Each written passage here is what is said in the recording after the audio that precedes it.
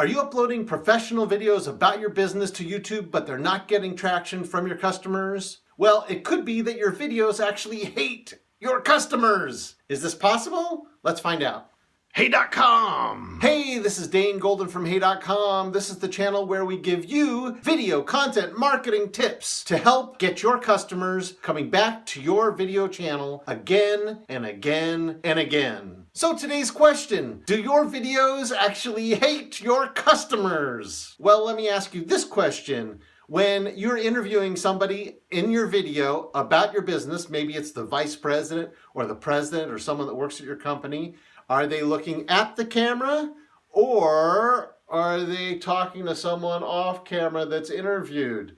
Are they looking this way? Do you hire salespeople? Do you have salespeople at your company? If you do you ever instruct them to walk into a customer's office and talk to them like this? You're the customer, okay? Hello, it's great to see you. No, you don't. Of course not. That's ridiculous. You talk to the customer. And that's the problem with some videos, how they're shot today. They're shot at an angle. They're not addressing the customer. The thing about it is when you bring in somebody to shoot videos about your business, they know you're not comfortable looking directly at the camera. But that's problematic because you're a salesperson essentially. You are a salesperson for your business. You're a proxy for your company when you're on video. Video is a representative of your company, and you know that. It just happens that video producers, they know that it's going to be hard for somebody who isn't really rehearsed in talking to a camera to speak to a camera like it's a person. So they sit off camera. They sit over here and they talk and they ask the vice president questions and the person's very comfortable. But what happened recently is I was watching these videos from Masterclass. Have you ever heard of Masterclass? There's a lot of people that do Masterclasses, but this is a brand that they have people who are well known in the arts and film and literature. They teach you a class about what they do. Well, I saw this one with Ron Howard. Now, Ron Howard, of course, is a very famous movie guy. He was an actor as a kid on television and then a film director. So he's going to do it right. Now, even though I'm sure he's never spoken directly to a camera, that's exactly what he did in these videos. Why did he do that? Because he's actually selling something. Now, he doesn't have to sell a lot of things. I'm sure when he goes to get $100 million in money at a studio or whoever invests in movies, that he's going to look directly at the person. He's not going to look off camera. But what did he do in this video? He looked directly at the camera. And I want you to pay close attention to this. Ron Howard starts the video by looking at the camera and saying the word you. He says, quote, "You have to understand one thing about directing," unquote. That's huge. He's looking at the camera and he's saying the word you. He's speaking to me as a single person, you. In this case, it's not the entire audience, it's me. Just me, one person. He's addressing me directly like he cares about me. Now, in the video, they actually have different shots of him, but he starts in the first few cuts speaking directly at me. Then they do the establishing shot, but that doesn't come in until about 20 seconds into the video. Think of it, they haven't done an establishing shot until about 20 seconds in. That tells you a little bit about what Ron Howard and the people he's working with at Masterclass know about what sells on a YouTube video and how to capture someone's attention. There are some tools when you're shooting a video of someone who's not comfortable on camera to make them feel comfortable right away. There's something called the IDirect, E-Y-E-D-I-R-E-C-T. The IDirect is basically a hood that you put over on top of the camera, and it's actually a sideways periscope where the subject can see you, the interviewer, directly through it, and they feel very comfortable speaking directly to you, which in turn makes them seem as if they're speaking directly to the audience, because through the mirror is the camera, and through the camera is the viewer.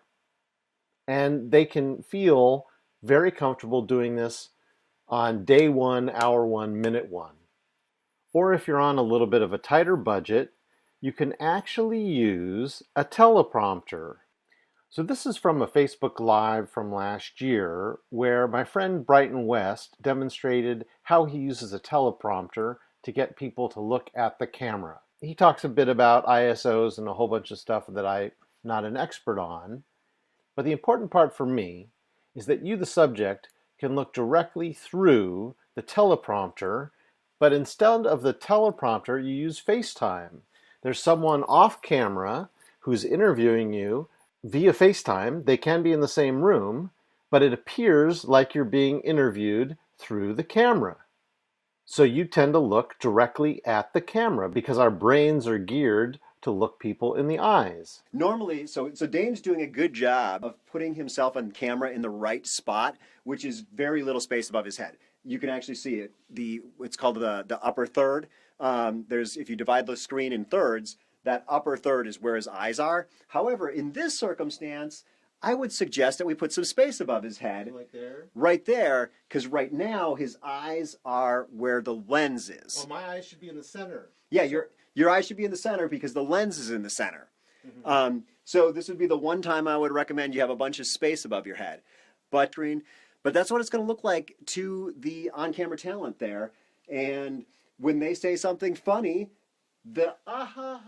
exactly, they get that positive reinforcement that they're being funny. They feel good about being on camera. If they're saying something sad, they get sad face from Dane. It's emotional resonance. Emotional resonance. I like that. So after looking at thousands and thousands of videos, I noticed anecdotally, which means not statistically proven, that videos where business people looked at the camera did better than videos where they did not.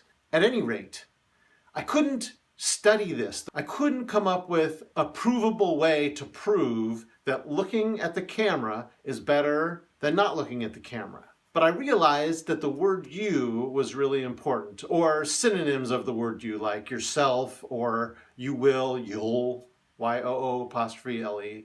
I found 10 synonyms. At any rate, I worked with a company called TubeBuddy. That's a partner of mine. And we did data, we did a lot of research, and what we found was that the word you has special power. And if you say the word you, it will do much better, particularly very early in the video. Videos will do much better if you say the word you at the very beginning because it catches people's attention. What I also realized is it's almost impossible to say the word you during a video and not be looking at the camera. So think of the viewer, you're watching right now, as the hero in this story. Think of the viewer as the hero in this story. It's all about you. It's not about me. Nobody cares about me. They care about themselves. That's you. Think of the viewer as a single person, not as an audience. So what we did was we looked at tens of thousands of videos looking for the word you or its synonyms, and we found that if you can say the word you once in the first 5 seconds of a video, I'm not talking about first 5 seconds after the spinning logo. The first 5 seconds of the video is the first 5 seconds. If you can say the word you or a synonym, yourself or whatever, in the first 5 seconds, you can improve the viewership of your YouTube video by 66%. And if you can find a way to say it twice in the first 5 seconds, you can improve it by almost double. So 97%, that means if you had 100 views without the word you, you'll have 197 views with it. Now, that could mean double the business for you. Is that something I could interest you in? I'll give you an example of a word that says you twice in the first 5 seconds. Hi, today I'm going to show you how to fix your car. The word you and the word your, Y-O-U-R, both count as you in my study. Would you like to make twice as much money just by saying one word? So how do you feel about what I've said today? Do you think I'm right? Am I full of crap? I want to know what you think. Tell me in the comments. And if you like this channel, please subscribe. Hey.com is about helping you get customers to come back to your videos again and again and again. How do you do this? By giving them your expertise. You share your expertise with your customers and you'll earn their loyalty and their trust and their business. My name's Dane Golden of Hey.com. I hope you'll subscribe. Come back next week. Thank you. Yes, I know there was a reflection in my eyes. It's going to be okay. Hey.com.